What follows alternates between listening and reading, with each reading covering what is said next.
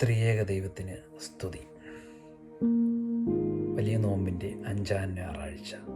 ഈ ഞായറാഴ്ച സഭ നമുക്കായി ക്രമീകരിച്ചിരിക്കുന്നത് കൂനിയായ സ്ത്രീയുടെ ഞായറാഴ്ച. കുനിഞ്ഞ ജീവിതത്തിൽ നിന്ന് നേരെയുള്ള ജീവിതത്തിലേക്ക്. ഇന്ന് നമ്മൾ ധ്യാന ചിന്തയ്ക്കായി തിരഞ്ഞെടുത്തിരിക്കുന്ന വേദഭാഗം വിശുദ്ധ ലൂക്കോസിൻ്റെ സുവിശേഷം 13-ാം അധ്യായം 10 മുതൽ 17 വരെയുള്ള വാക്യങ്ങളാണ്.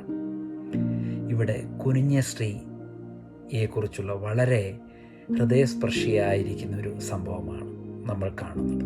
18 വർഷമായി കുനിഞ്ഞ നിലയിൽ കഴിയുന്ന ഒരു സ്ത്രീയെ യേശു തമ്പുരാൻ ശാബത്ത് ദിവസത്തിൽ സൗഖ്യമാക്കുന്ന സംഭവം. ഈ ചെറിയ സംഭവത്തിനുള്ളിൽ നമ്മുടെ ആത്മീയ ജീവിതത്തിൻ്റെ വലിയ സന്ദേശം ഒളിഞ്ഞിരിക്കുന്നു. പ്രത്യേകിച്ച് ഉപവാസ ജീവിതവുമായി ബന്ധപ്പെടുത്തി നോക്കുമ്പോൾ, ഒന്നാമതായി കുനിഞ്ഞ അവസ്ഥ ആത്മീയ ബന്ധനത്തിൻ്റെ പ്രതീകമാണ്. ആ സ്ത്രീ വർഷങ്ങളായി നിവർന്നു നിൽക്കുവാൻ കഴിഞ്ഞില്ല. അവൾക്കെല്ലായ്പ്പോഴും താഴോട്ട് മാത്രം നോക്കി നിൽക്കേണ്ടതായ ഒരവസ്ഥയിലായിരുന്നു. ഇതൊരു ശാരീരിക രോഗം മാത്രമല്ല, പലപ്പോഴും ആത്മീയ മനുഷ്യൻ്റെ അവസ്ഥയുടെ പ്രതീകം കൂടിയാണ്. പാപഭാരം നമ്മെ കുനിയിപ്പിക്കുന്നു. നിരാശ, കുറ്റബോധം, ആത്മവിശ്വാസക്കുറവ് ഇവയെല്ലാം മനുഷ്യനെ താഴ്ത്തുന്നു. ദൈവത്തിലേക്കുള്ള ദൃഷ്ടി നഷ്ടപ്പെടുമ്പോൾ മനുഷ്യൻ താഴോട്ട് നോക്കുന്നത്. ഉപവാസം നമ്മെ ഈ കുനിഞ്ഞ അവസ്ഥ തിരിച്ചറിയുവാൻ സഹായിക്കുന്നു.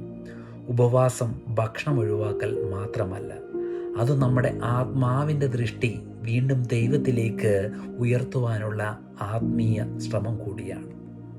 രണ്ടാമതായി 18 വർഷത്തെ സഹനത്തിൻ്റെ പാഠമാണ് ഇവിടെ നമുക്ക് കാണുവാൻ സാധിക്കുന്നത്. ആ സ്ത്രീ 18 വർഷം ആ ബന്ധനത്തിലായിരുന്നു. 18 വർഷം വളരെ ദീർഘമായ ഒരു കാലഘട്ടം തന്നെയാണ്. പക്ഷേ ഈ കഥ നമ്മെ പഠിപ്പിക്കുന്നത് ഒരു വലിയ സത്യമാണ്. ദൈവത്തിൻ്റെ സമയം മനുഷ്യൻ്റെ സമയത്തോട് ഒരുപോലെയല്ല. ഉപവാസകാലം നമ്മെ കാത്തിരിക്കുന്ന ആത്മാവിലേക്ക് നയിക്കുന്നു. ചില പ്രാർത്ഥനകൾക്കും ഉടനെ മറുപടി ലഭിക്കില്ല. ചില പരീക്ഷണങ്ങൾക്ക് ദീർഘകാലം നീണ്ടേക്കാം. അപ്പോൾ നമ്മൾ സഹനത്തോടെ കാത്തിരിക്കണം. ഉപവാസം നമ്മെ പഠിപ്പിക്കുന്നത് വലിയ സത്യമാണ്. ദൈവം വൈകിക്കൊണ്ടിരിക്കാം, പക്ഷേ അവൻ ഒരിക്കലും നമ്മെ മറന്നിട്ടില്ല എന്നുള്ളത്. മൂന്നാമതായി, യേശുവിൻ്റെ വിളി കൃപയുടെ തുടക്കമാണ്. ഈ കഥയിൽ ശ്രദ്ധിക്കേണ്ട ഒരു കാര്യമാണ്, ആ സ്ത്രീ യേശുവിനോട് അപേക്ഷിച്ചിട്ടില്ല. അവനാണ് അവളെ കണ്ടത്, അവനാണ് അവളെ വിളിച്ചത്. പിന്നെ അവൻ പറഞ്ഞു, സ്ത്രീയെ, നീ നിന്റെ ബന്ധനത്തിൽ നിന്ന് മോചിതയായി. ഇത് കൃപയുടെ അത്ഭുതകരമായ ഒരു ദൃശ്യമാണ് ഇവിടെ നമുക്ക് കാണുവാൻ സാധിക്കുന്നത്. ഉപവാസത്തിൽ നാം പലപ്പോഴും ദൈവത്തോട് അപേക്ഷിക്കുന്നു, പക്ഷേ യഥാർത്ഥ ഉപവാസം ദൈവത്തിൻ്റെ ശബ്ദം കേൾക്കുവാനുള്ള തയ്യാറെടുപ്പാണ്. ദൈവം നമ്മളെ കാണുന്നു, ദൈവം നമ്മെ വിളിക്കുന്നു, ദൈവം നമ്മെ മോചിപ്പിക്കുന്നു. നാലാമതായി, ശബത്തിൽ സൗഖ്യം. നിയമത്തേക്കാൾ കൃപ വലുതാണ്. യേശു ശബത്തിൽ ആ സ്ത്രീയെ സൗഖ്യമാക്കിയപ്പോൾ ചില മതപണ്ഡിതന്മാർ അതിനെ വിമർശിച്ചു. എന്നാൽ യേശു ചോദിച്ചു, ആ സ്ത്രീ അബ്രഹാമിൻ്റെ മകൾ അല്ലയോ? അതിലൂടെ യേശു നമ്മെ ഓർമ്മിപ്പിക്കുന്നു, ഈ സ്ത്രീക്ക് മാന്യതയുണ്ട്, അവൾ ദൈവജനതയുടെ അംഗമാണ്. ഉപവാസവും ഇതുപോലെയാണ്. നമ്മൾ നിയമങ്ങൾ പാലിക്കുവാൻ മാത്രം ഉപവസിക്കുന്നില്ല, കൃപ അനുഭവിക്കുവാൻ, മറ്റുള്ളവരെ ഉയർത്തുവാൻ, ദൈവഹൃദയം പങ്കിടാൻ ആണ് ഉപവാസം. അഞ്ചാമതായി, ഉപവാസം കുനിഞ്ഞ ജീവിതത്തിൽ നിന്ന് നേരെ നിൽക്കുന്ന ജീവിതത്തിലേക്ക് നമ്മെ നയിക്കുന്നു. യേശു അവളെ തൊട്ടപ്പോൾ അവൾ നേരെ നിൽക്കുകയും ദൈവത്തെ മഹത്വപ്പെടുത്തുകയും ചെയ്തു.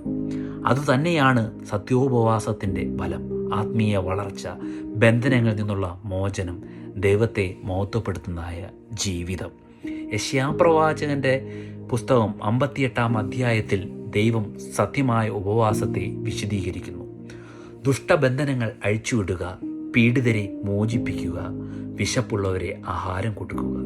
കുനിഞ്ഞ സ്ത്രീയുടെ സൗഖ്യം ഈ സത്യോപവാസത്തിൻ്റെ ജീവിച്ചിരിക്കുന്ന ഉദാഹരണമാണ്.